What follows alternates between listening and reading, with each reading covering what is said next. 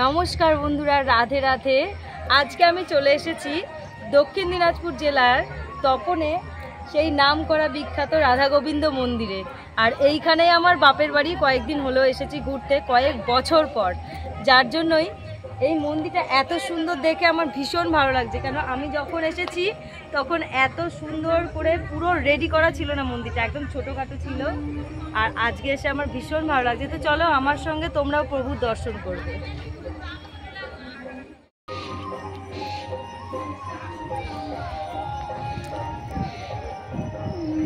আর এইখানটায় দারুণ পাশে একটা পুকুরের ঘাট আছে, ছোট একটা পুকুর, তার ঘাটটা এত সুন্দর, বসলে পরে এত হাওয়া। বিকেলবেলা করে অনেক অনেক লোক এখানটায়, আশেপাশের লোকজন এসে কিন্তু এই মন্দিরেই বসে থাকে। শুধু রাধা গোবিন্দ নয়, এই মন্দিরের পাশে পাশে অনেক ধরনের ঠাকুর আছে।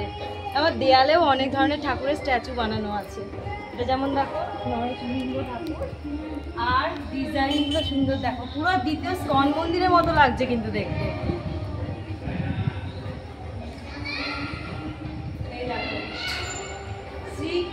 এটা বিষ্ণু না, বিষ্ণু ঠাকুর তো।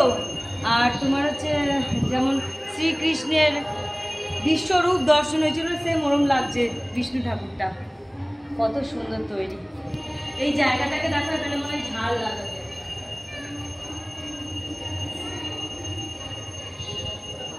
পুরো গোল রাউন্ড করে বানানো এই জায়গাটা। ওপরে একটা যখন ঝাড় দেবে আরো সুন্দর লাগবে জায়গাটা দেখতে। দেখো এই ব্যানারটা টাঙানো আছে, এই ব্যানারে সব কিছু টাইম টেবিল দেওয়া আছে।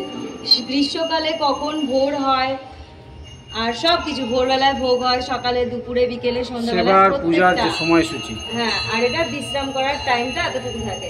আর শীতকালে শীতকালের টাইমগুলো এই যে দেখো, সবাই তোমরা দেখে নাও। আর এটা বিশ্রাম করার টাইম। আর এখানটায় রথযাত্রা কিন্তু ভীষণ ভীষণ ভীষণ দারুণ একটা উৎসব হয়। বাইরে দিয়ে তো ভেবেছিলাম মন্দির মনে হয় পুরো রেডি, কারণ আমি তো আসিনি এর আগে, অনেক বছর আগে এসেছিলাম। এখানে এসে দেখছি ইনকমপ্লিট আছে। দেখো এগুলো রং বাকি আছে, সখীগণ, আর এটা মনে হয় সুধামা, তাই তো মনে হচ্ছে। অনেক কিছু, অন্য কোনো গাছে আম ধরুক চাই না ধরুক, মন্দিরের এই আম গাছটা আমরা ছোটোবেলা দিয়ে দেখে আসছি, প্রচুর আম হয়েছে দেখো। আমরা কিন্তু অনেক ছোট থেকে এই মন্দিরে আসতাম, তখন ছিল ছোট্ট একটা দরমার ঘর। সেই দরমার ঘরে ভোগ আরতি হতো, দুপুরবেলায় আমরা ছুটতে আসতাম প্রসাদ খাওয়ার জন্য। আর এখন এত বড় হয়ে গেছে মন্দিরটা, আর সেই আম গাছ এখন অনেক বড় হয়ে গেছে, আর অনেক আমও হয়েছে। আর এইখানটা দেখো সোনালী বর্ণের শ্রী গৌরাঙ্গ মহাপ্রভু, কত সুন্দর একটা স্ট্যাচু বানানো হয়েছে।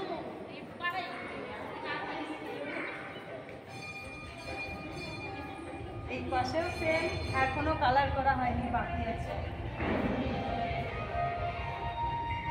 পুরো চত্বরটা এত বড়। আর এখান থেকে দেখো রথগুলোকে দেখা যাচ্ছে, রথগুলো এত সুন্দর করে বড় বড় করে ডিজাইন করে বানানো। এর মধ্যে অনেক লোক ওঠে, জানো, অনেক লোকজন ওঠে, দিয়ে অনেক লোকজন মিলে রথগুলোকে টেনে টেনে বের করে। কিন্তু বেশ বিশাল একটা বড় সড়ো উৎসব হয় রথযাত্রায়। এত বড় চত্বর একটা বানিয়েছে, 1000 লোক তো একসঙ্গে আরামসে কীর্তন করতে পারবে।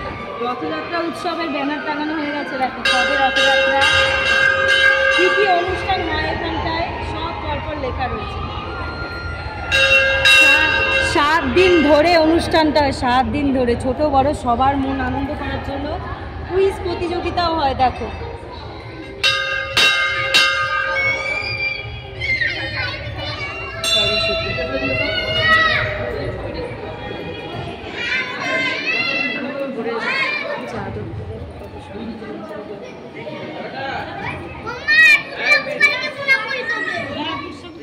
পাশে দেখো দুখানা কালী ঠাকুর, ছোট্ট ছোট্ট তিনটে, কি সুন্দর দেখতে লাগছে, এত সুন্দর সাজানো, খুব ভালো লাগছে গো। এটার দিক দিয়ে চোখ সরাতেই পারছি না।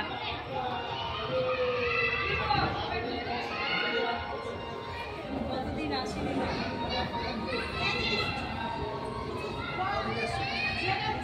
কি সুন্দর লাগছে দেখো। ভোলানাথ মনে হচ্ছে সত্যি সত্যি বসে হাসছে আমাদের দিকে তাকিয়ে। আর প্রত্যেকটা ঠাকুরের ড্রেস এক কালারের। আমি এটাও সত্যি নতুন দেখছি, এতগুলো ঠাকুর এখানে ছিল না। আর এই শিব ঠাকুরটাও মনে হচ্ছে নতুন নিয়ে এসছে। এই 3-4 বছরের মধ্যে কত কিছু চেঞ্জ হয়ে গেছে। হ্যাঁ,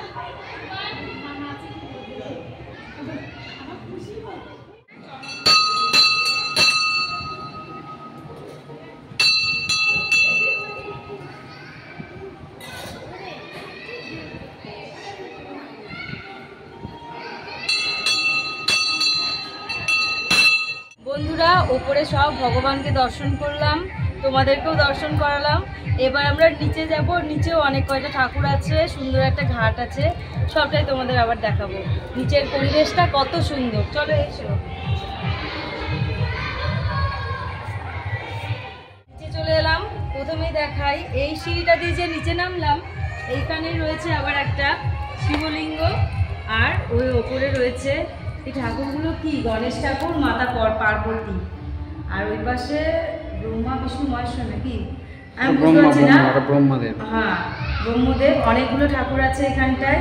এটা একটা শিব মন্দির, আর ওই পাশে নন্দী মহারাজ, সঙ্গে একটা বড় ত্রিশূল। শিবরাত্রির সময় এই মন্দিরে প্রচুর ভিড় হয়, যার জন্য একটা দুটো মন্দির করেনি, এই একটা আছে, ওই পাশেও আর একটা শিব ঠাকুরের মন্দির আছে, আবার ঘাটের ধারেও একটা শিব ঠাকুর আছে। এই যে নিচের এত বড় ফ্লোরটা, এত বড় একটা জায়গা করে রেখেছে, এইখানটায় ভোগ প্রসাদ খাওয়ানো হয়। একসঙ্গে কতগুলো লোক বসবে বলো তো এখানটায় প্রসাদ খেতে। খুব ভালো হয়েছে, মন্দিরের সিস্টেমটা খুব সুন্দর করেছে। এখানটা একটা খুব সুন্দর দেখো বসার জায়গা, অনেকজন মিলে বসে এখানে বেশ আড্ডা মারা যায়, মন্দিরে এসে বসে থাকা যায়, তা আবার পুকুর ধারে। আর এই দেখো এখানেও একটা শিবলিঙ্গ, বাবা ভোলানাথ। ইস, এত সুন্দর হাওয়া দিচ্ছে, এখান থেকে যেতে ইচ্ছা করছে না গো, শুয়ে পড়লে বেশ সুন্দর একটা ঘুম দেওয়া যাবে।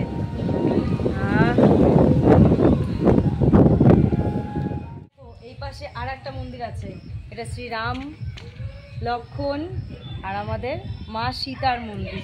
চলো, সঙ্গে বজরংবলীও আছে, প্রত্যেকের ড্রেসের একই কালার, কত সুন্দর কম্বিনেশন, দারুণ লাগছে কিন্তু দেখতে। এই মন্দিরটা আমি নতুনই দেখলাম, মানে এই ঠাকুরগুলো আমি দেখিনি, শুধু ঘরটা দেখেছিলাম, ঠাকুরগুলো নতুন বসানো হয়েছে, এটাই প্রথম দেখলাম। বন্ধুরা, আমার ভিডিওটা কেমন লাগলো অবশ্যই তোমরা কমেন্ট করে জানিও, আর যদি ভালো লাগে অবশ্যই চ্যানেলটাকে সাবস্ক্রাইব করবে, লাইক করবে, আর একটা শেয়ার করে দিও প্লিজ।